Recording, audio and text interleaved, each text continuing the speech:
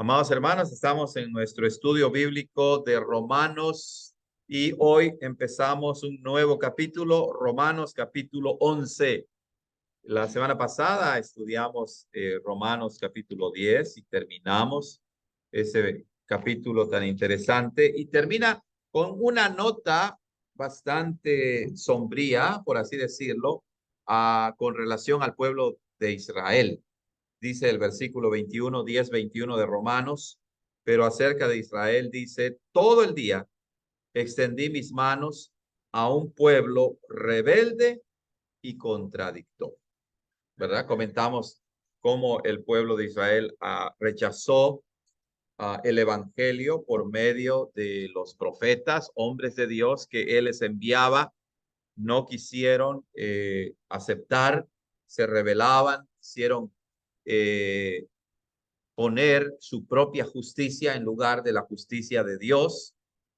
Y entonces parece que si nos quedamos con Romanos 10, no hay mucha esperanza para el pueblo de Israel. Pero esa no es la última palabra, sino que el apóstol Pablo entra ahora en Romanos capítulo 11 y empieza diciendo lo siguiente: digo pues, ¿ha desechado Dios a su pueblo? En ninguna manera. Entonces, la conclusión a la que algunos llegaban, porque recuerden que cuando Pablo formula estas preguntas, muchas de ellas revelan, dejan ver que era el sentimiento que existía entre los cristianos, entre los gentiles en este caso, de que, bueno, entonces si el evangelio con el Señor Jesucristo ha salido fuera de las fronteras de Israel, y si el pueblo de Israel desde siempre y hasta ahora se ha comportado de una manera rebelde y contradictora, bueno, pues entonces parece que Dios ya ha desechado a su pueblo. Es decir, ya Israel ya no es el pueblo de Dios y llega a tener una posición bastante lamentable porque al parecer, como nación, continúa rechazando al Señor, al Evangelio, en este caso a nuestro Señor Jesucristo. Entonces el apóstol Pablo hace esta pregunta: ¿ha desechado Dios a su pueblo? Pero noten cómo Pablo formula la pregunta, ¿verdad? Porque en la misma pregunta presupone que Israel todavía es el pueblo de Dios. Y recuerden que cuando se habla de Israel como el pueblo de Dios, aun cuando el Señor, ¿verdad?, los escoge en el Antiguo Testamento, nunca la salvación fue nacional, nacionalista, o porque eran israelitas o judíos, porque dentro de Israel estaba el verdadero Israel, estaba el remanente.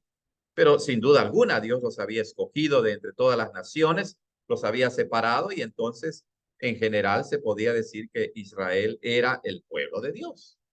Ahora Pablo dice, ¿podemos llegar a la conclusión de que Dios ha rechazado a su pueblo? ¿Y cómo responde él? En ninguna manera. No, Dios no ha rechazado a su pueblo. Y él va a dar una serie de preguntas, digo, una serie de razones de por qué Dios no ha rechazado a su pueblo. Pero nosotros, a la luz de lo que ya hemos estudiado en Romanos capítulo 9, por ejemplo, ¿verdad?, donde se habla de la elección de Dios, podemos decir que si ciertamente Israel como nación ha rechazado el evangelio, ha rechazado la justicia de Dios, eso no significa que entonces Dios no tenga dentro del pueblo de Israel sus elegidos. Él siempre, ¿verdad?, tiene sus elegidos dentro del pueblo de Israel.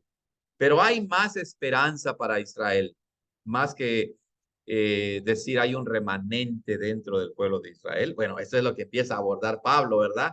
Y va a llegar a una conclusión más adelante en este capítulo. Pero Pablo categóricamente niega que Dios haya desechado a su pueblo. Está en juego la adopción de Dios, está en juego la elección de Dios, no de ninguna manera, ¿verdad? la elección de Dios es inmutable, no cambia. La promesa de Dios dada a los patriarcas no es una promesa que quede echada a tierra. Entonces, Dios de ninguna manera ha desechado a su pueblo. Pero ahora Pablo directamente va a dar varias razones. Básicamente va a dar 4 razones. Y la primera es él mismo. ¿Cómo que él mismo? ¿En qué sentido? Pues él lo dice aquí, porque yo también soy israelita de la descendencia de Abraham, de la tribu de Benjamín. Entonces ahí tenemos al apóstol Pablo, que él en su persona es un ejemplo de que Dios no ha rechazado a su pueblo, porque él es israelita, él es judío. Él, como lo describe en otras partes de la Biblia, ¿verdad? O de sus epístolas, donde da su pedigrí, por así decirlo, en Filipenses capítulo 3, si no mal recuerdo, es otro pasaje tan interesante en que Pablo dice, además de lo que dice aquí, soy israelita de la descendencia de Abraham, de la tribu de Benjamín. Él dice allá en Filipenses 3 de la siguiente manera. A ver si no estoy equivocado. ¿Es ahí? Filipenses capítulo 3, versículo 4. Ahí empieza. Y entonces dice el apóstol, aunque yo tengo también de qué confiar en la carne, si alguno piensa que tiene de qué confiar en la carne, yo más, y ahí va para dar una lista de privilegios, por así decirlo, circuncidado al 8º día, del linaje de Israel, de la tribu de Benjamín, hebreo de hebreos, en cuanto a la ley, fariseo, en cuanto a celo, perseguidor de la iglesia, en cuanto a la justicia que es en la ley, irreprensible. Entonces Pablo está diciendo, véanme a mí, yo soy un ejemplo de que Dios no ha rechazado a su pueblo. Claro, Pablo no está diciendo que sea el único, pues ¿quiénes más eran otros ejemplos de que Dios no ha rechazado al pueblo de Israel? Pues los apóstoles, ¿verdad? Los demás apóstoles y muchos que fueron convertidos. ¿Recuerdan? En el día de Pentecostés, en el derramamiento del Espíritu Santo, se convirtieron alrededor de 3,000 personas y luego vuelve a narrar que hubo una conversión masiva. Muchos de ellos eran judíos. Durante sus viajes misioneros, ¿verdad? Muchos judíos también llegaban a creer en el Evangelio. De hecho, en Roma habían cristianos paganos, gentiles, pero también habían cristianos judíos israelitas. Pablo dice, no, Dios no ha rechazado a su pueblo y yo soy el primer argumento, por así decirlo. Ahora, uno pudiera mirar esta declaración de Pablo un poquito orgullosa o arrogante. Yo, Pablo, véanme, Dios me ha salvado. Pero sabemos que en realidad Pablo muestra aquí su abolengo, por así decirlo, como israelita, pero él sabe que de ninguna manera en sí mismo merecía que Dios lo salvara. ¿Por qué? Porque él lo tocó de pasada en Filipenses 3, él era perseguidor de la iglesia. Y él dice allá en Gálatas, vamos a leerlo en Gálatas, es importante poner eso en perspectiva, porque Pablo no era un judío arrogante que por ser judío Dios lo escogió de ninguna manera. Leemos allá en Gálatas capítulo 1 lo siguiente, en el versículo 13, dice así, porque ya habéis oído acerca de mi conducta en otro tiempo en el judaísmo, que perseguía sobremanera a la iglesia de Dios y la asolaba, y en el judaísmo aventajaba a muchos de mis contemporáneos en mi nación, siendo mucho más celoso de las tradiciones de mis padres. Y luego, ¿qué dice? Pero cuando agradó a Dios, que me apartó desde el vientre de mi madre y me llamó por su gracia. ¿Se dan cuenta? Desde el apóstol Pablo dice, yo no lo merecía. Dios por su gracia me llamó, porque yo perseguía a la iglesia, yo mataba cristianos, yo estaba en contra del Señor Jesús. También allá en Timoteo, no sé si es primero o segundo de Timoteo, el apóstol Pablo dice algo parecido, antes que se me vaya la expresión o la idea de lo que dice él ahí. O sí, en primera de Timoteo 2, segunda o primera, cuando él dice palabra fiel y digna de ser recibida por todos. 1 versículo, ¿dónde está? 1:15, hermano. ¿Es primera o segunda? Primera de Timoteo 1:15. ¿Cómo dice ahí, verdad?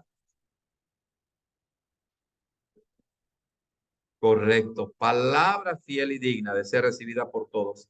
Que Cristo Jesús vino al mundo para salvar a los pecadores, de los cuales, dice Pablo, yo soy el primero, dice. Él es el primero, protos en griego. No quiere decir que él sea el primer hombre que pecó y Dios lo salvó. La palabra primero ahí quiere decir yo soy el peor de los pecadores, pero Dios me salvó. Entonces, cuando Pablo dice aquí en Romanos 11:1, porque también yo soy israelita de la descendencia de Abraham, de la tribu de Benjamín, no está diciendo yo merecía que Dios me salvara. No, lo que está diciendo es que él era verdadero judío de sangre, de raza, de nacionalidad, pero al mismo tiempo él era un gran pecador y él de esa manera se constituía en el primer argumento aquí para mostrar a los romanos cristianos y también a los cristianos judíos que tal vez estaban batallando con este tema, ¿cierto o no? Allá en Roma, para mostrarles que no, hay esperanza para el pueblo judío, para el pueblo israelita. Pero todo esto es por la gracia de Dios. Dios nunca escogió a Israel porque fuese Israel. De hecho, Dios le dice allá en Éxodo, ¿verdad? En Levítico, les dice Deuteronomio también, se repite varias veces, no por ser ustedes un gran pueblo los escogí yo, ni siquiera eran un pueblo, dice, y yo los escogí por mi gracia, por mi amor, mi misericordia. Entonces, Pablo en el versículo 2 vuelve eh, a recalcar esta idea, aunque en forma declarativa, cuando dice, no ha desechado Dios a su pueblo, no lo ha rechazado, no lo ha desconocido, al cual desde antes conoció. ¿Lo conoció cuándo? Esa es una buena pregunta. De acuerdo a lo que hemos leído de Romanos 8, de Romanos 9 especialmente, el conocimiento de Dios, el conocimiento divino que Él tiene, en ese caso, de los que son salvos. ¿Desde cuándo adquiere Él ese conocimiento? Desde la eternidad, ¿verdad? Entonces, cuando dice aquí, al cual desde antes conoció, no quiere decir que Dios antes no los conocía y los llegó a conocer cuando estaban en el Antiguo Testamento en la tierra de Israel. No, este verbo conocer es un verbo que tiene este sentido bíblico, teológico profundo de ese conocimiento divino eterno de Dios, de haberlos escogido desde antes de la fundación del mundo.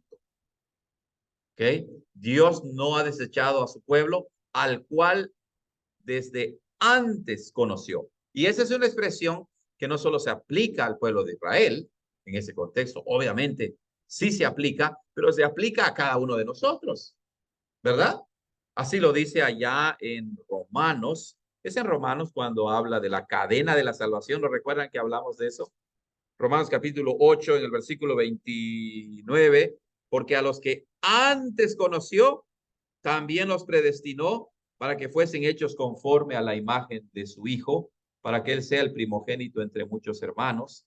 Y a los que predestinó, a esos también llamó, y a los que llamó, a estos también justificó, y a los que justificó, a estos también glorificó. ¿Dónde hizo todo esto el Señor? En la eternidad misma.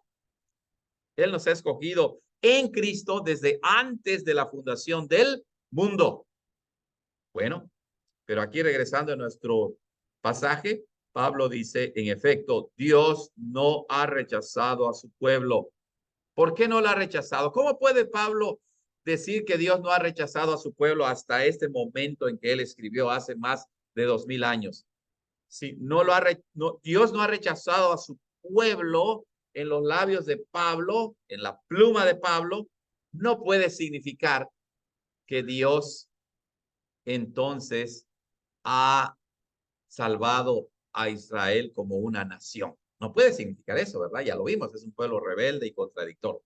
Entonces, ¿en qué sentido no lo ha desechado? Nunca lo ha desechado. Pues en el sentido de que Dios dentro de Israel tenía a su remanente fiel, a sus elegidos por gracia. En ese sentido, nunca ha desechado su pueblo. ¿Preguntas, hermanos, comentarios sobre este pasaje interesante, verdad? Especialmente en vista de lo que está sucediendo en el Medio Oriente, debemos ver entonces que Pablo nunca abrigó, aceptó esta idea nacionalista de Israel. Nunca. Él siempre tuvo esperanza para el pueblo de Israel dentro del plan de Dios, pero con base a la doctrina de la elección, del remanente fiel, aquellos escogidos por la gracia de Dios. Hermano Julio. Uh-huh. ¿Dónde? Sí, correcto. Algunos dicen que conocer aquí en la Biblia, en Romanos, significa un conocimiento previo que Dios tuvo de Israel en el sentido de que existía ya Israel, por ejemplo. Dios no lo había escogido, vamos a ponerlo de esa manera, pero Dios mira hacia el futuro, los ve y dice, oh, mira, ellos se van a portar bien, van a tener fe, van a creer, y entonces los voy a escoger como mi pueblo. Y entonces, de esa manera, la base de la salvación de Israel, la base de su elección, se basa ya no en Dios, sino se basa en el pueblo de Israel. Y eso no puede ser. No puede ser porque nadie puede creer a menos que Dios mismo, en ese caso Dios Espíritu Santo, los cambie, los regenere. Entonces, conocer debe quedar claro. Conocer, cuando Dios nos conoce para salvación, significa que desde antes de la fundación del mundo, en su soberanía, en su gracia, Él nos escogió para ser su pueblo, para ser elegidos, salvos de la condenación. Muy bien, buena aclaración. Sí, claro, el conocer en la escritura también tiene esa connotación, ¿verdad? De que Dios, así es. Pues sí, por ejemplo, cuando habla de Adán y Eva, ¿verdad? Conoció Adán a su mujer, quiere decir, la conoció en el sentido de que tuvieron relaciones sexuales y eso comunica amor. O sea, el verbo conocer tiene varias connotaciones y en el caso de Dios, ¿verdad? Este conocer de Dios no es un conocimiento abstracto, es un conocernos en Cristo, porque no hay otra forma de escogernos en la eternidad que no sea en Cristo y por Cristo. Y eso ya da a entender que entonces cuando Él nos conoce, nos ama, ¿verdad? Porque los atributos de Dios son uno en Dios, no se pueden separar. Entonces nos conoció de antemano, nos eligió, nos amó. Por eso Pablo dice a los que desde antes del mundo, ¿verdad? Conoció, los predestinó, los predestinó, justificó, glorificó. Sí. Así es. Los conoce y después dice, bueno, ellos serán mis elegidos. Así es. Dios los preordena para la salvación, ¿verdad?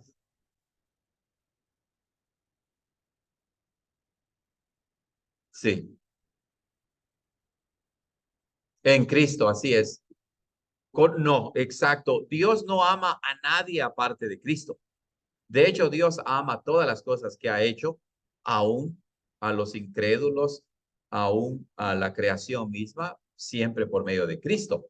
Pero no es un amor, para los incrédulos, no es un amor salvífico, ¿verdad? Es su bondad y su generosidad a toda la creación. Él ama todas sus obras, pero a sus elegidos, Él sí los ama de manera salvífica, salvadora en Cristo, a diferencia de la bondad general de Dios para todas sus obras. Muy bien.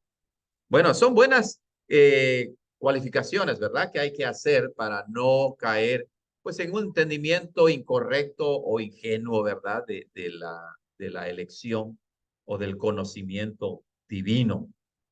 Muy bien. Ese es el primer argumento. ¿Ha desechado Dios a su pueblo? No, de ninguna manera. Primera prueba, ¿quién es? Pablo mismo, Pablo el apóstol. Segunda prueba, Elías.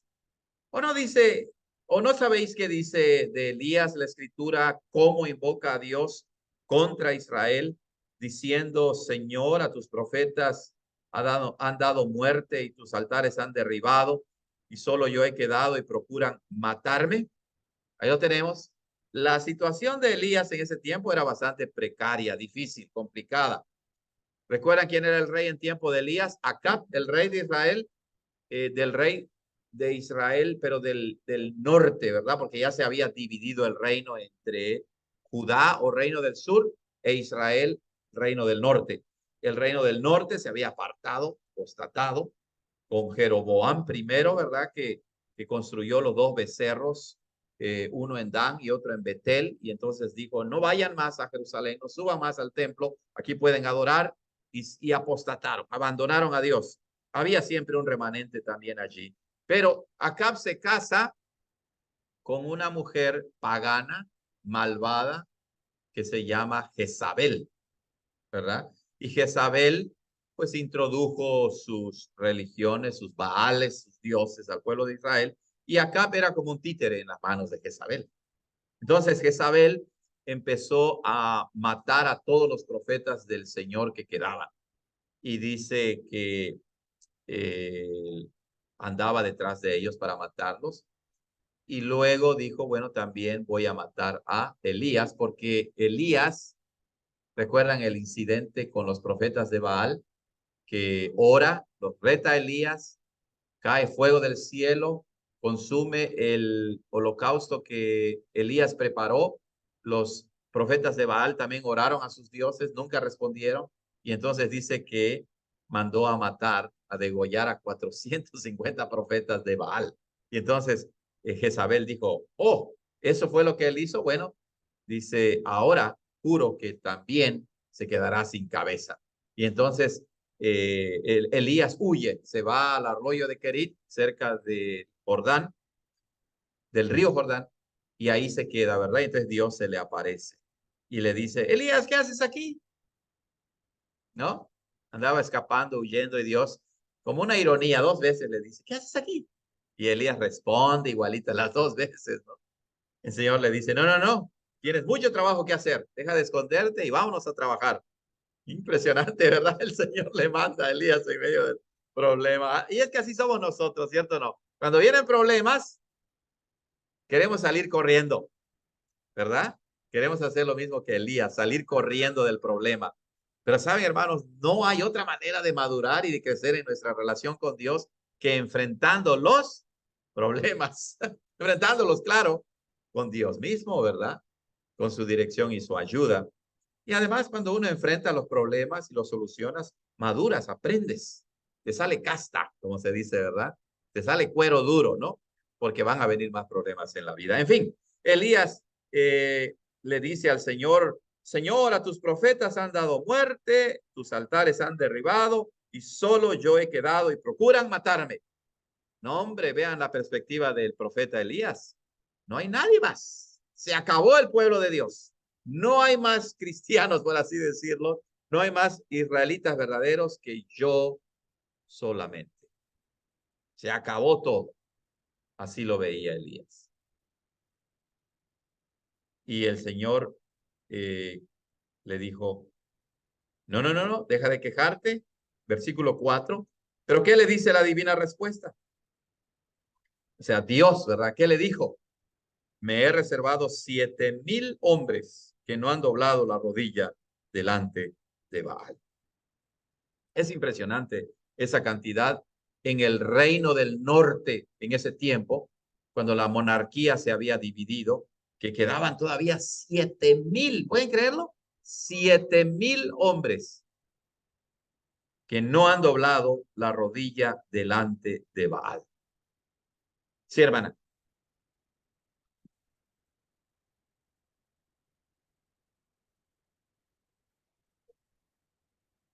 Sí. No, yo pienso que, bueno, no es la primera vez que lo menciona, lo toma de libro de, ¿qué es? ¿Cuál es la base bíblica? ¿De dónde lo toma el apóstol? Crónicas, Samuel, a ver, déjeme ver dónde está. Es Primera de Reyes. Entonces, era una realidad, hermano. Aquí creo que el número 7 o 7,000 no se está usando de manera simbólica, sino se está usando de una manera literal, o sea, habían miles de personas. Correcto. Es una buena, es algo, eso iba a comentar. Cuando dice 7,000 hombres, es posible que hombre signifique varones, masculinos, pero ellos tenían también sus familias. Entonces había más que 7,000 personas solamente. Bueno, es algo interesante, ¿verdad? No, no. Correcto. Sí, sí, en la Biblia es así. Por ejemplo, cuando dice del el número de los que salieron de Israel, dice que eran 600,000 hombres, pero ahí menciona a los hombres como las cabezas de familia, sin contar a las familias. Entonces, por eso se estima que los que salieron de Egipto era al menos 1,000,000 de personas, al menos.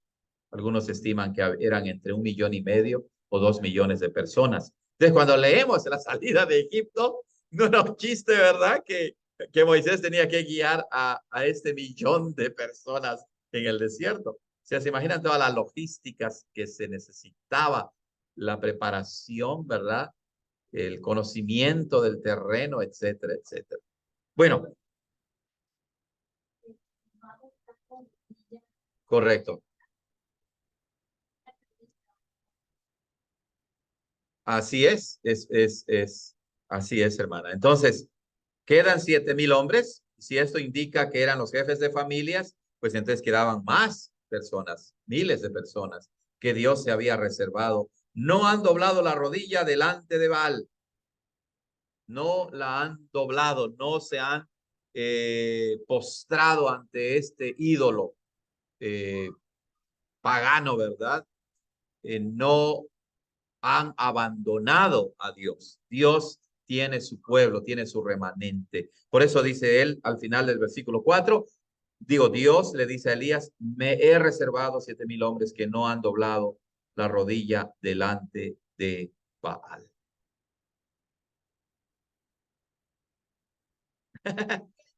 Correcto. Sí, en Apocalipsis obviamente es un libro profético, simbólico, y muchas cosas no se pueden entender literalmente. El número 7, de todos modos, en la Biblia es un número que apunta a la plenitud, a la perfección.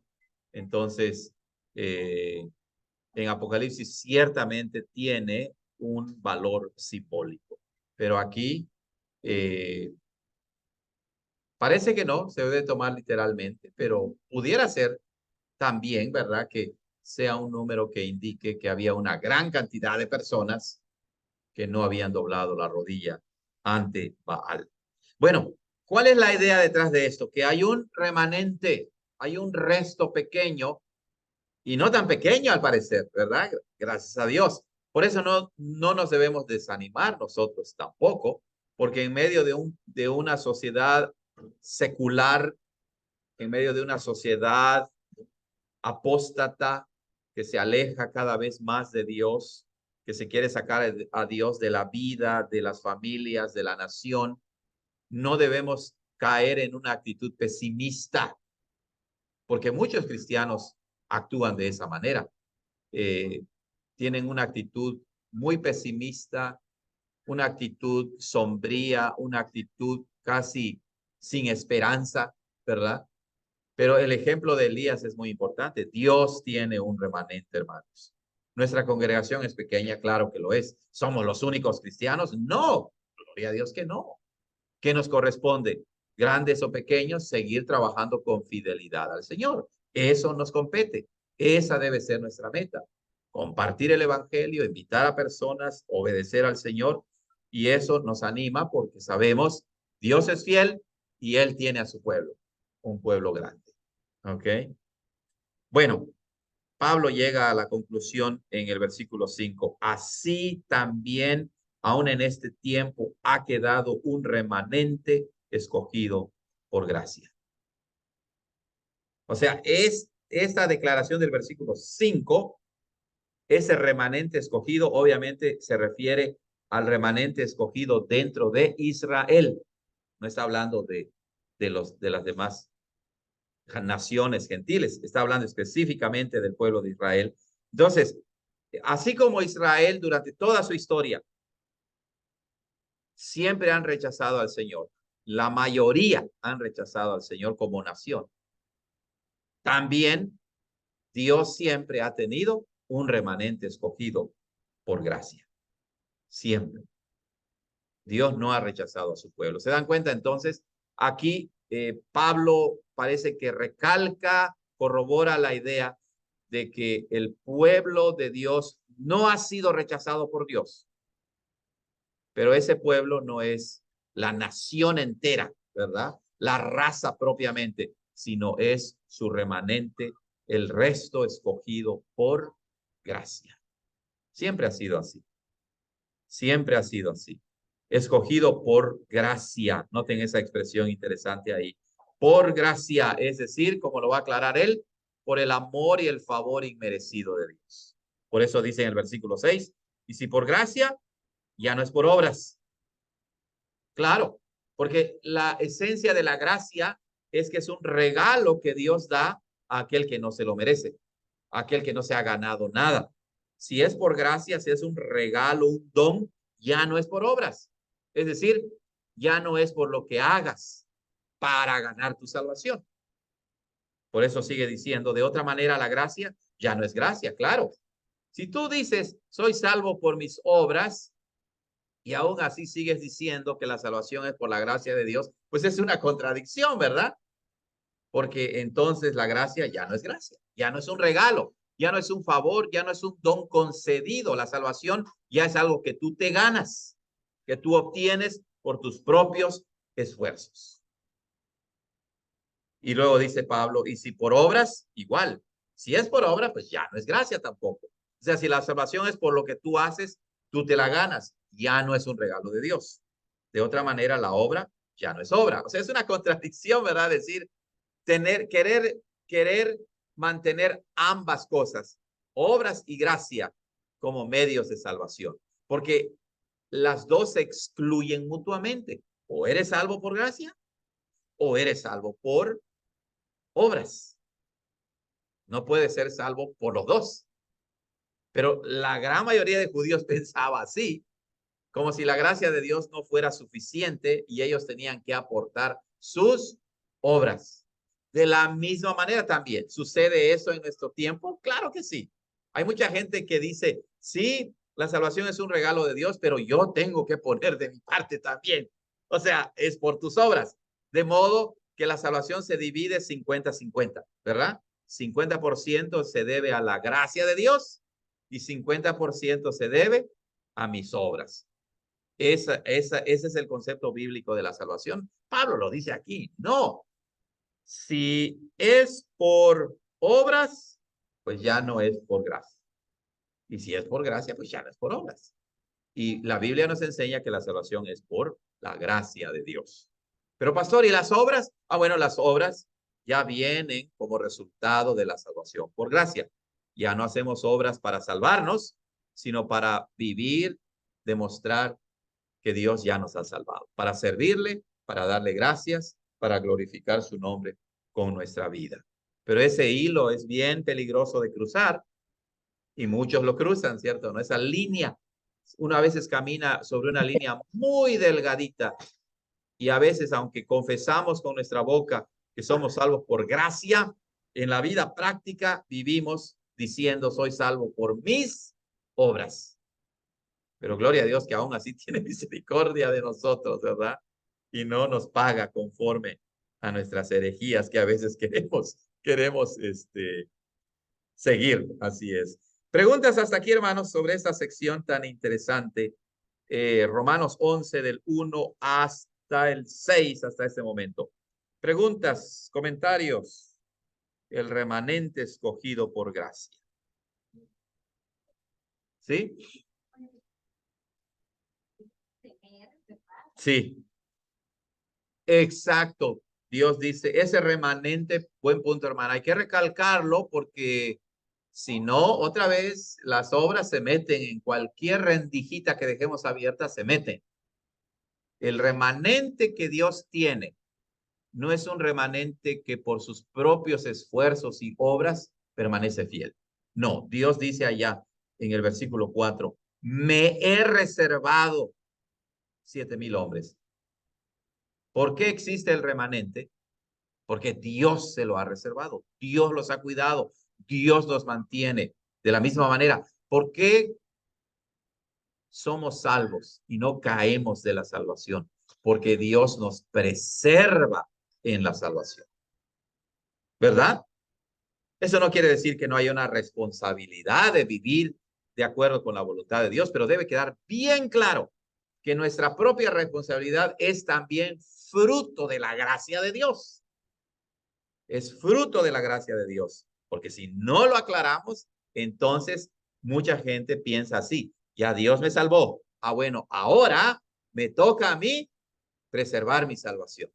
Pero es que nadie la puede hacer en realidad. Pero y entonces, ¿no debo hacer nada? No, sí, debemos actuar, debemos obrar, pero siempre reconociendo que la salvación de principio a fin es del Señor. Tenemos una responsabilidad, pero la misma fuerza que tenemos para obrar y para actuar viene de Dios. Porque Dios es el que produce en ustedes tanto el querer como el hacer por su buena voluntad. Muy bien. ¿Comentarios? ¿Preguntas?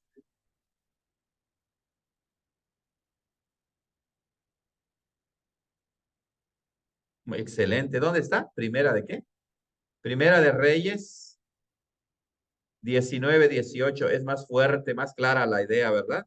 Que es Dios quien hace que permanezcan los del remanente. 19-18 de Primera de Reyes. Vamos a leerlo. Dice.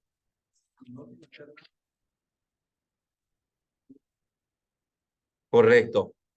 Dice allá, y yo haré que queden en Israel 7,000 cuyas rodillas no se doblaron ante Baal y cuyas bocas no lo besaron. Sí, Dios es el que preserva a su remanente, los guarda, los cuida, los reserva.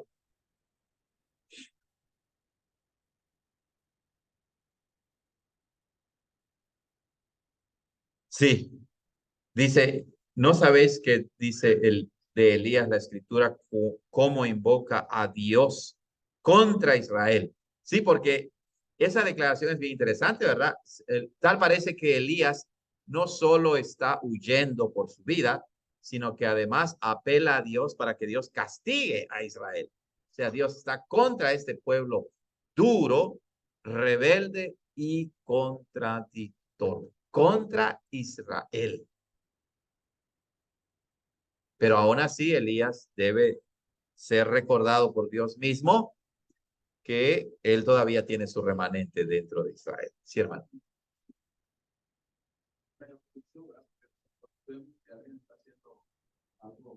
Sí, correcto.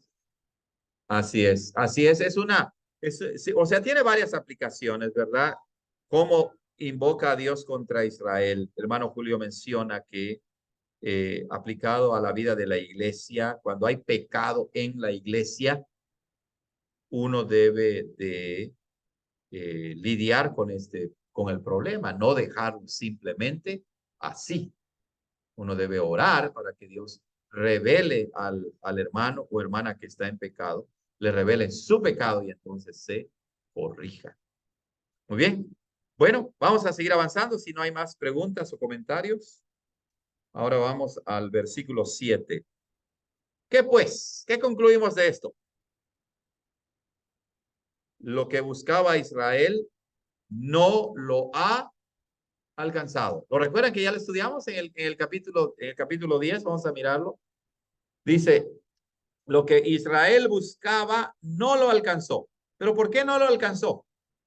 ¿Lo recuerdan? A ver, está en... Sí, exacto. Dice allá en Romanos 10, versículo 3, versículo 2, porque yo les doy testimonio de que tienen celo de Dios, pero no conforme a ciencia, porque ignorando la justicia de Dios y procurando establecer la suya propia, no se han sujetado a la justicia de Dios. Pero también más adelante lo dice, lo repite, a ver dónde está. Hay una parte donde, sí, sí, es Romanos 9, perdón, versículo 30 dice, ¿qué pues diremos? Que los gentiles que no iban tras la justicia han alcanzado la justicia, es decir, la justicia que es por fe. Mas Israel, que iba tras una ley de justicia, no la alcanzó. ¿Por qué Israel no alcanzó la justicia de Dios? Pues porque Pablo mismo responde diciendo, ellos desecharon la justicia de Dios. Es decir, el medio de la salvación que Dios mismo había proveído, procurando establecer su propia justicia, su propio modo de salvarse. Así nadie se puede salvar. Lo que buscaba Israel no lo ha alcanzado. Noten que Israel lo buscaba.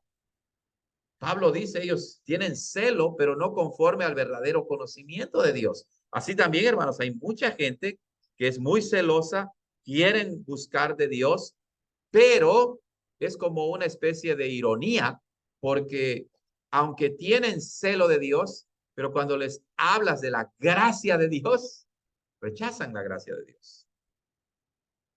Hay gente en la iglesia que vive así externamente, es piadosa, intachable, pero muchas veces lo hacen porque piensan que de esa manera agradan a Dios aparte de la gracia de Dios. O sea que la gracia de Dios en verdad es rechazada no solo por Israel, sino también por nosotros mismos.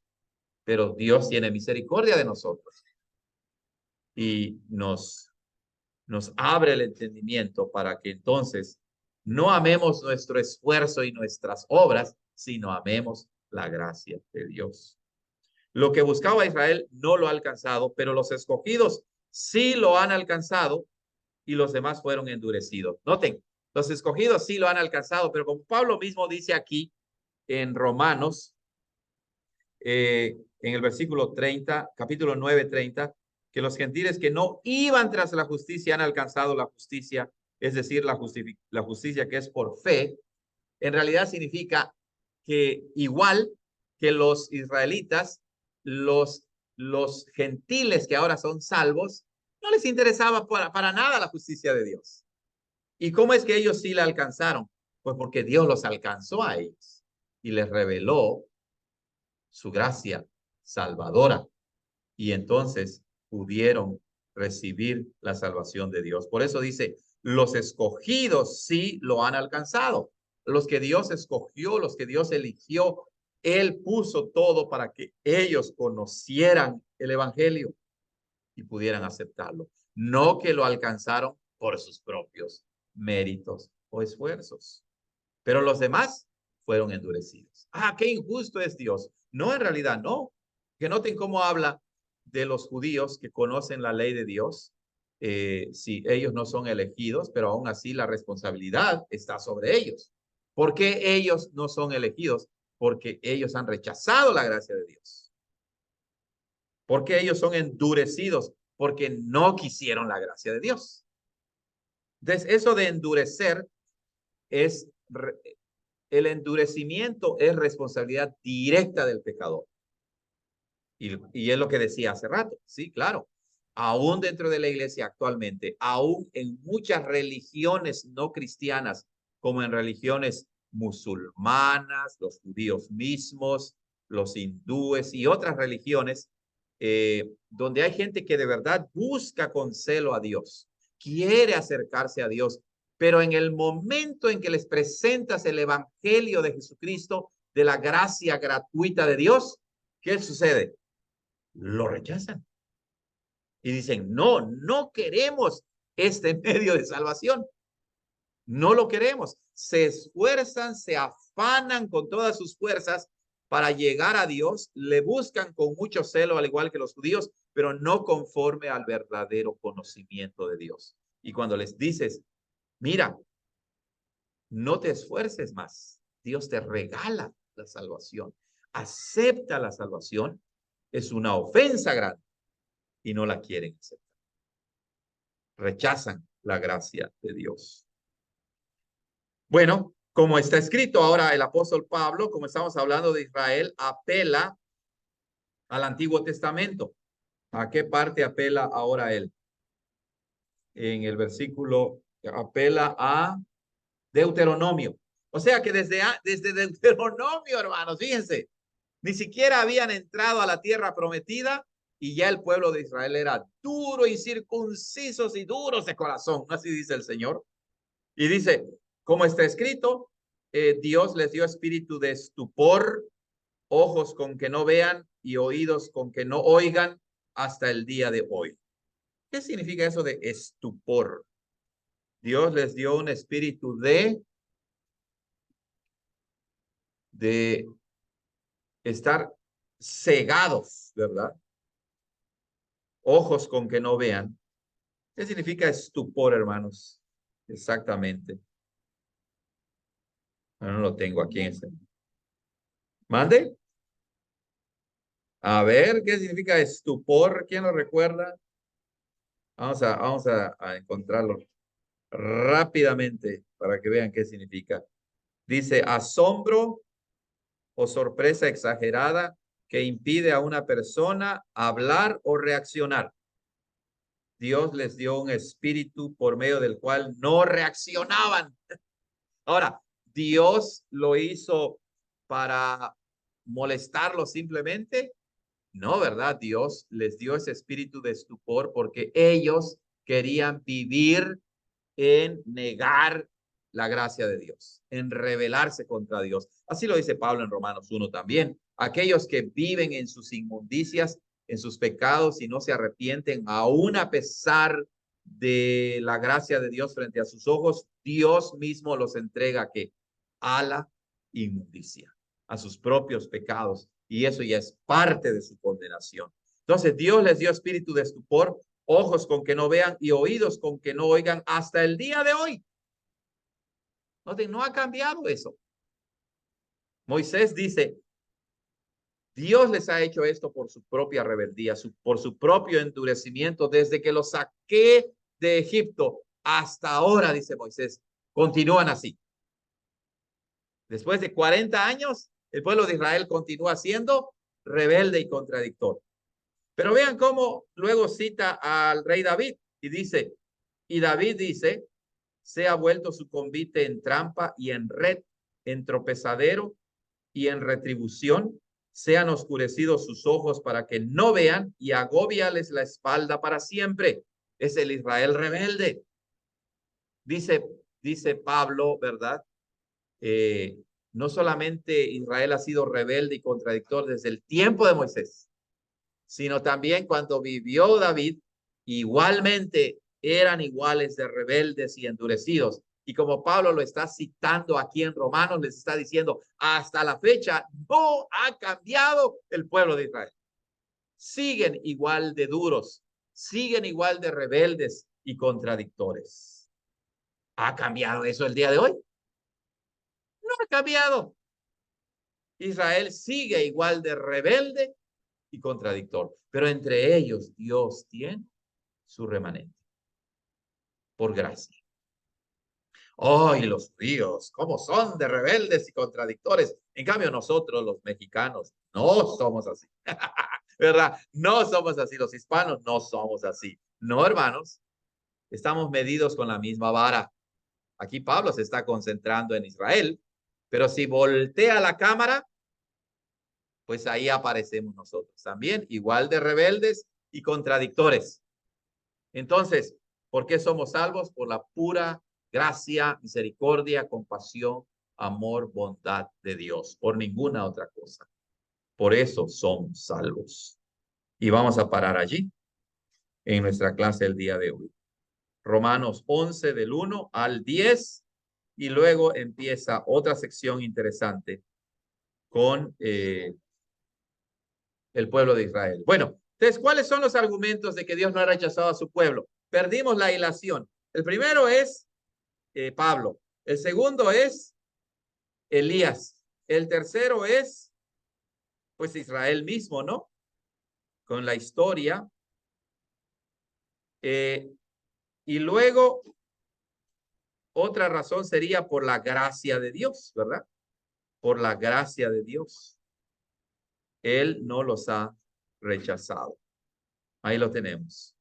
Comentarios, hermanos, preguntas antes de concluir con nuestro estudio. Preguntas a nuestros hermanos de Zoom, ¿todo está bien?